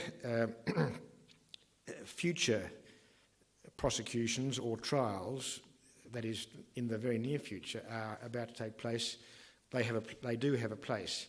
But the temptation when both sides, the prosecution and the defence, want the court to impose a suppression order to agree where there's no opposing position put is, I think, sometimes rather too readily acceded to. But nowadays we generally ask the media, if the case is one where the media might have an interest, to come to court, and they are entitled to be heard. We do hear them, and they will tell us that this is not a case where a suppression order ought to be made, and that's an important point of view. So we do make mistakes. I think, again, we're doing our best to do better in the future. Thank you. I'd like now to welcome Councillor Peter Croucher and Indigo Shire's Junior Councillor Emma Gulliford to the stage. Peter will give us some information regarding Council's Junior Councillor programme, and we're delighted to have Emma here today to present the medal.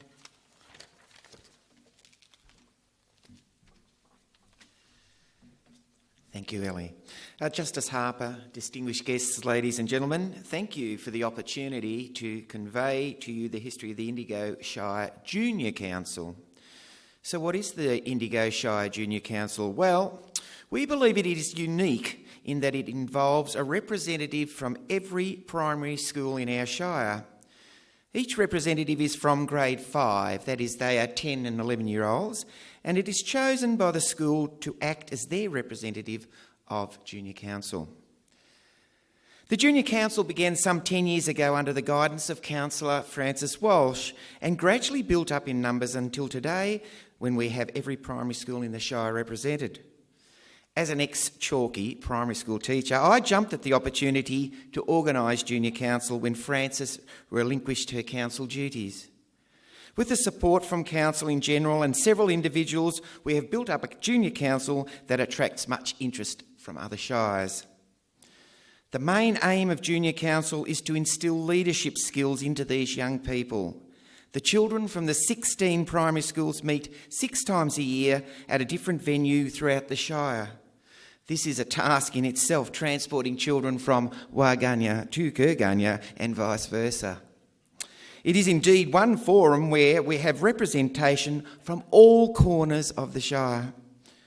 We teach our junior counsellors how to speak correctly when the circumstances arise, how to use notes, to speak clearly and slowly, and to maintain eye contact at all times. At each of our council meetings, a junior counsellor speaks to our council assembly. They are encouraged to speak at events at their own school, as well as outside their comfort zone at other auspicious occasions, such as conferences and Kerferd Orations. We asked the junior counsellor to go back to their school to raise funds for a local project, as well as support an overseas project. Locally, we have fundraised for the erection of a wombat shelter in Beechworth for sick and injured animals. We have purchased an outdoor setting for Glenview Nursing Home in Rutherglen, and this year we are supporting the 5 kindergartens in our shire. We will continue to support the friendship alliance the Indigo Shire has with Aturo Island off the coast of East Timor by the purchasing of composting toilets and mosquito nets, which are so desperately needed by the people of Aturo. Last year, our junior counsellors raised $1,500. $800 went towards the purchasing of the outdoor setting at Glenview and the remainder towards the project at Aturo Island. The junior counsellors also have the opportunity to make new friends and visit other schools and see what makes them tick. At our meetings, we discuss such Shire matters as heritage, tourism, and what it's like to live in the Shire. And we have a guest speaker who talks to us on a variety of subjects. One of the highlights of the Junior Council is our visit to Melbourne. This usually happens earlier in the year and is entitled the Halogen Leadership Program. It focuses on leadership skills and enables the children to listen to guest speakers who are in leadership positions.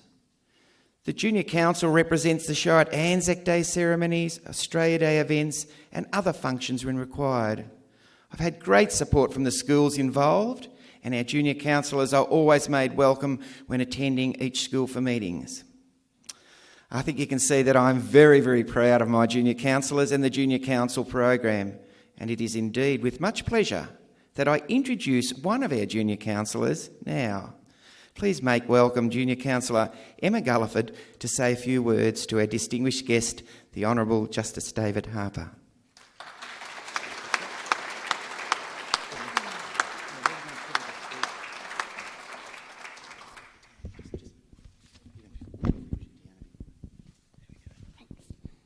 Justice Harper, distinguished guests, good morning. My name is Emma Gulliford and I am in grade 5 at St Joseph's Primary School, Beechworth. I live with my mum, dad, an older brother, and my hobbies are playing the flute and dancing. I've lived in Beechworth all my life and enjoyed learning about Beechworth's history. I've often walked by the old prison and wondered what it was like for the people inside. Sometimes I see prisoners working at the neighbourhood centre. I hope that the community welcomes them and appreciates the work they do in our town. As a junior counsellor of Indigo Shire, I am honoured to present you with the 9th Kerferd Medal. This medal is our thank you for your very special oration.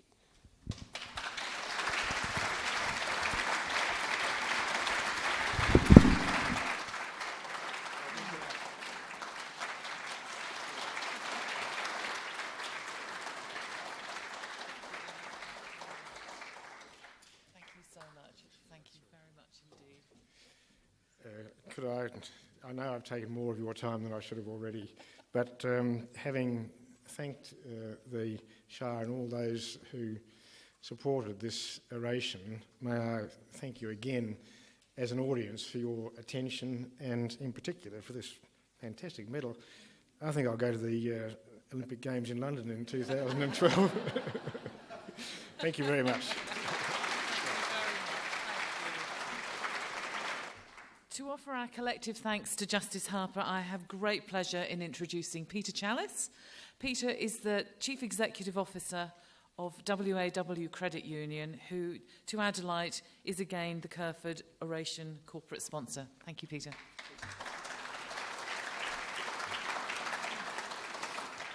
Good morning, and Emma, we're in very safe hands. That was fantastic. Well done.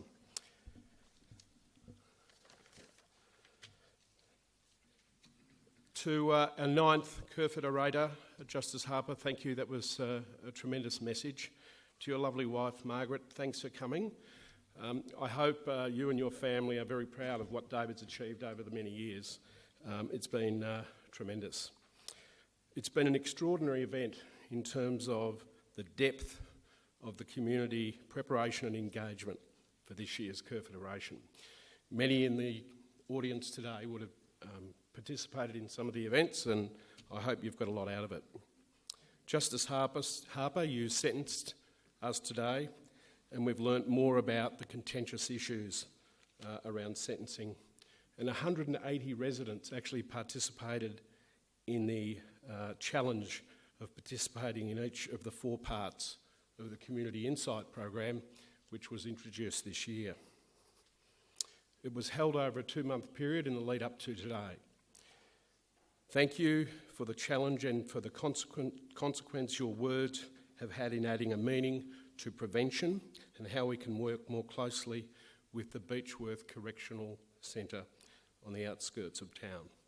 I too joined Justice Harper yesterday on touring the new prison and the old prison and how scary the old prison was. It was very, very sobering. Thank you again, Emma, for a wonderful presentation and your leadership as a junior councillor. I think Indigo Shire are very proud to have not only the junior council but the calibre of young people. Thank you very much. As I mentioned, the preparation for this year's oration, none of the Community Insight meetings would have occurred if it wasn't for many, many people. And a lot of exceptional cooperation within the Beechworth Correctional Centre, and a special thank you to Brett Lacey and all the prisoners of the centre. The staff, yesterday we went and visited, we saw many of the staff, but we also participated in joining with some of the prisoners in how they live day to day and how they learn to actually return to our community. We'd like to also thank Corrections Victoria. These events don't happen without their cooperation. To the Department of Justice, the Victorian Police, especially David Ryan. Where's David? David's here today. Thank you, David, on behalf of all the organising committee. To the historians locally who have given us so much knowledge over the 9 years, and Ian Young talked about some of that history today, so thank you, Ian. Bill Tilley, MP, who's not here today, but he's with us in spirit, he's elsewhere.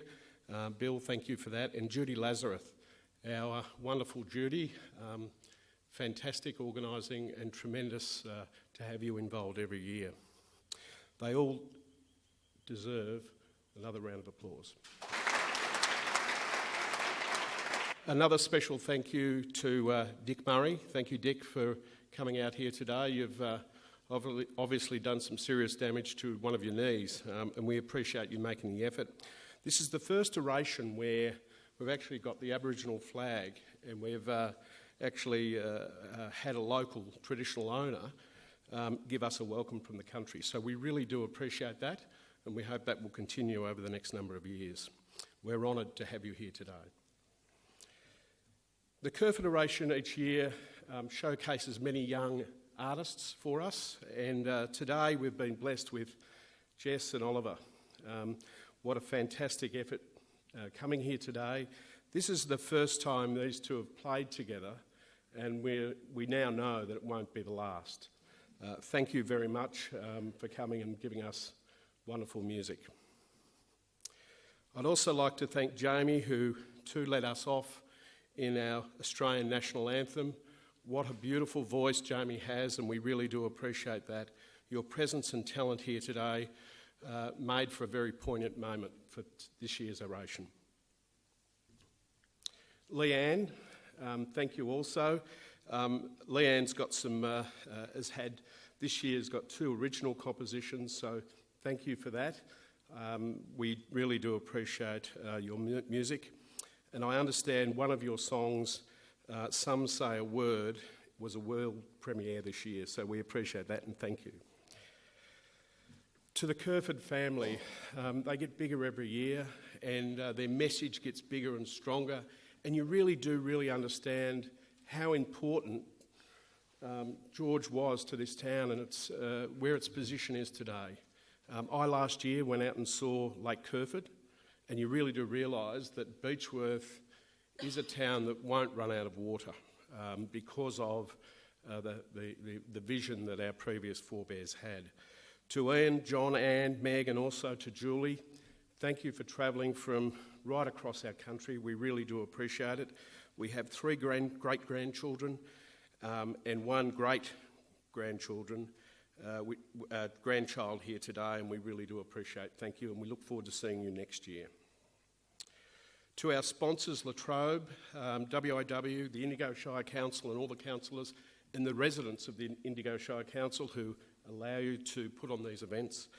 We thank everyone for that wonderful support, and we're just grateful the community actually get behind these messages. When you recount the 9 years, the messages have been very broad and very varied, but very clear about what society is doing today, so we appreciate that. We'd also like to thank the combined efforts of the Beechworth Correctional Centre, the Goldman Ovens Go TAFE for the work they've done, and the Beechworth Red Cross for preparing our community lunch today. Ladies, thank you very much. We appreciate that hard work and for all those people. Last night we also enjoyed an late afternoon tea after we froze in the jail, put on by those 3 bodies, and it was very nice to actually have some mulled wine from Ali to warm us up. It was tremendous, but we really do appreciate the work of those 3 bodies who will feed us today, so thank you very much for that. To our Mayor, Ali, thank you. I was thinking about the feet not hitting the floor. I think you go closer to the floor than what perhaps I do, but being close to the chair, it is a sensational chair, and you can't take it home, unfortunately. I think the Trust will stop you for that. In closing, I'd also like to thank the committee of the Kerferd who make this all possible. They do lots of work. I have a particular staff member who's on that committee all year, and every month she's darting off somewhere to do some work with Kerferd. These things don't happen without a group of passionate individuals who make it happen. I'd like to specially mention Roberta Baker, who is the communications person at the council. Thank you. To Ali Plockley, our mayor, who's also on that council. Thank you very much. Rob Woodward from La Trobe University. Rob, thank you as well. Jenny Nagel from WIW, thank you. And the best for last. This lady is tireless. She always runs away when people want to thank her, but Joan Sims and her great sidekick John do a wonderful job for our community. And Joan, please, where are you? She's hiding. Yeah, she's hiding. Joan always hides. She's a very good hider. I'd hate to play hide and seek with Joan, but thank you very much for not only making this happen and, searching and getting our wonderful speaker.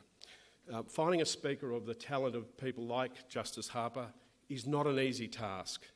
And Joan, for the organising yesterday, as Justice Harper said earlier, it was just wonderful. For those in the audience, we left at 2:30, actually 2:15, and we finally got back to our accommodation around 9:30 at night, and it was full on, and all run like clockwork. So Joan, on behalf of everyone here in your committee, thank you very much, and We look forward to next year.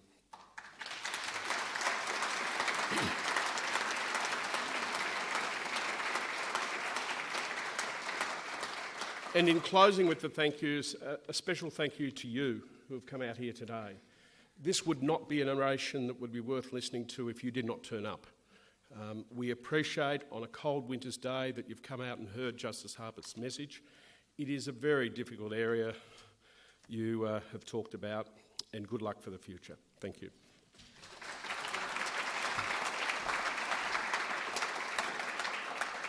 Thank you very much, Peter. I'd just like to point out also that we have got the Kerferd Oration Honour Board on the stage, and as per your programme, all the orators are listed, and today we have added 2011 Justice David Harper. Thank you. And now we've just got a couple of pieces of music from Leanne Murphy. Now, Leanne may well look familiar. She jolly well ought to be, because she's been in the Yakandanda Folk Festival, as Helen would know, and is now doing some fantastic work with the Beechworth Neighbourhood Centre Community Choir. It's a great, fun, vibrant group for harmony singing, and all new members are welcome, particularly men. Leanne formerly was in Beechworth, has now moved up the hill with her oxygen mask to Stanley. She's a music teacher and has a passion for songwriting, which began in about 10 years ago. And since then, she's recorded 3 CDs and written over 150 songs, many for schools and community groups. She will sing 2 of her original compositions. Firstly, a solo, Some Say a Word, and the second, Homecoming Song. And we'd like to invite you to join in the chorus, and the words are in the programme. Take it away, Leanne. Thank you so much. Oh, it's a magnificent event to be part of, and I thank everybody involved in putting this on. It actually has been life-changing for me, so I hope that there are other people in the room who feel the same way. It's marvellous to be changed positively by an event. Now, this should be a solo, but I'm a bit chilly, and it'd be really nice if you all sang and breathed on me a bit. And this song is the most recent one that I've written. It's actually, the chorus is a community chorus written by various people in our local community, and it was written in response to some workshops that were held, and the question I posed to the people involved was, if you were going to write a blessing for the people you loved, what would it be? And if they were going to write a blessing for you, what would they write in terms of your hopes and dreams for the future? And the words that we came up together were may our time be well spent. May we be straight in all we do. May our freedom bring us closer. May our hopes and dreams come true. And may love see us through. I was very pleased with that. Couldn't ask for more for your future. So I'll sing it, and you can pick it up, because I know that you're clever people.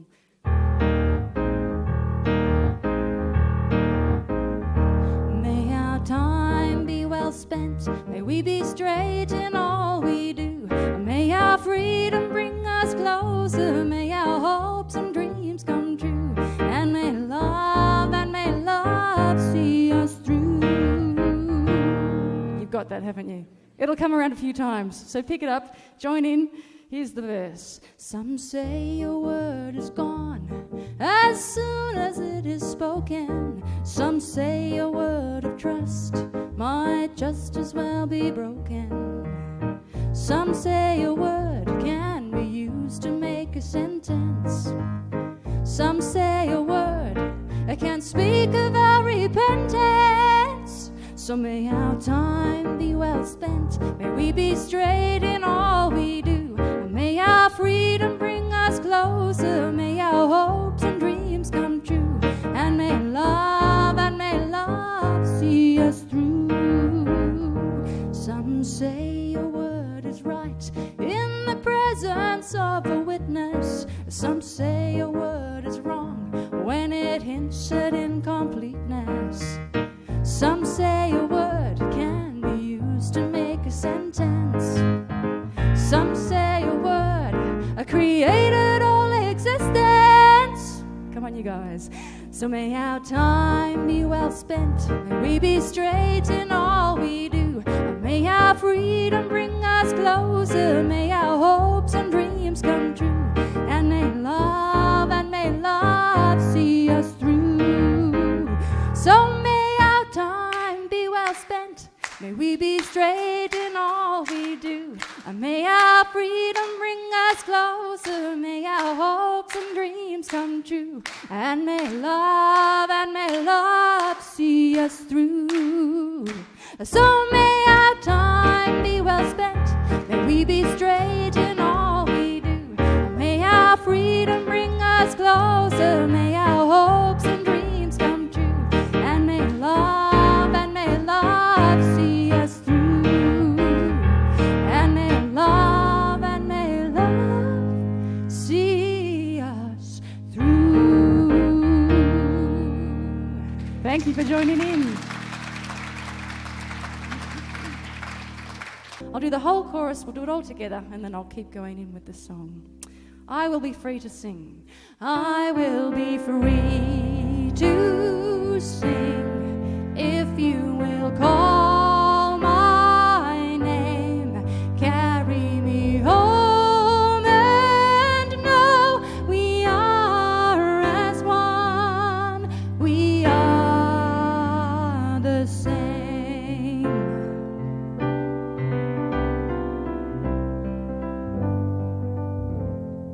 Many the seeds that grow, many the trees that fall, many the bricks that build, the cracks in the wall, many the faces clean, many the tears that stain, many the nights of stars and the days of rain.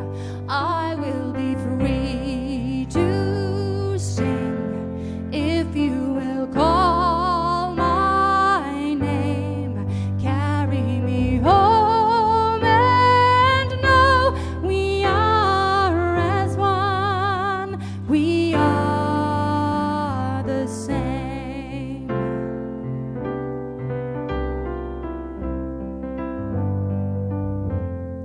Little the voice of hope, mighty the call of fear, tiny the tune of love, and great is the need to hear. Wide is the river deep, shallow the storm of sight, narrow the dreams made wrong, and long are the lives made right. I will be free to sing if you will call my name, carry me home, and know we are as one, we are the same.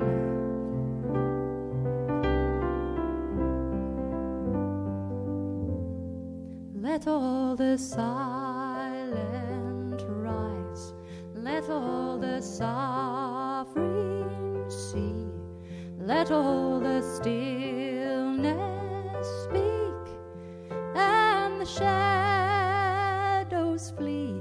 Let all the mothers smile, let all the children play, let all the fathers hold the light and guide the way. I will be free to sing if you will call my name, carry me home, and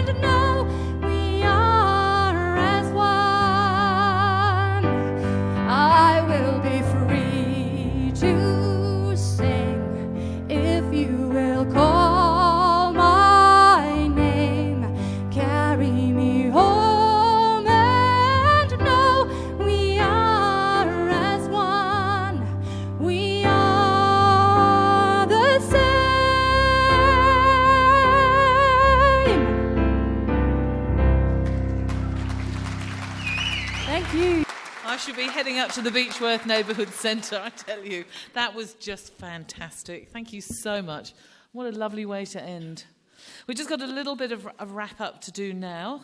So I hope that you'll all enjoy lunch and enjoy conversation about Justice Harper's thought-provoking words. As Peter said, lunch is provided by the Red Cross, Goulburn, Ovens, TAFE and the Beechworth Correctional Centre. You can make a gold coin or more donation to the Prisoners on the Run charity, which will assist children in need in our area, and there'll be money containers on the lunch tables. There are a couple of tables just out in the foyer there, so please have a look if you haven't already done so. Victoria Police and Sergeant Jeff Still and the Ovens and King Community Health Service and Emily Gaffney have arranged for a selection of health and safety brochures. And Brett Lacey from the Correctional Centre has, I'm not sure whether it's His Majesty or Her Majesty Prison Beechworth, The End of an Era, 1856 to 2004, on sale at $30. Proceeds from that will also go to the Prisoners on the Run. So finally, a huge thank you to La Trobe and their staff for all their help and support for the oration over the past 9 years. This oration may well be the last at this venue, depending on the outcome of the sale of the site, but we're really delighted that they have pledged their support onwards for the oration and certainly for next year. So just very quickly, I'd like to call the committee up onto the stage, the organising committee. Jenny Nagel of WAW, Rob Woodward of La Trobe, Roberta Baker from Indigo Shire. We have an apology from Donna Rupp, who was unable to be here. She's from the Shire as well. And Joan Sims. If you'd all like to come up, please. And Jenny, if you could pick up that little thing that we talked about earlier. Thank you. It's been a big job for the committee this year. Come on, Joan, up you come. This year in particular has been a lot of hard work with the four insights. And as a little token of our esteem, I would just like to ask Jenny to give to Joan a small token of our thanks.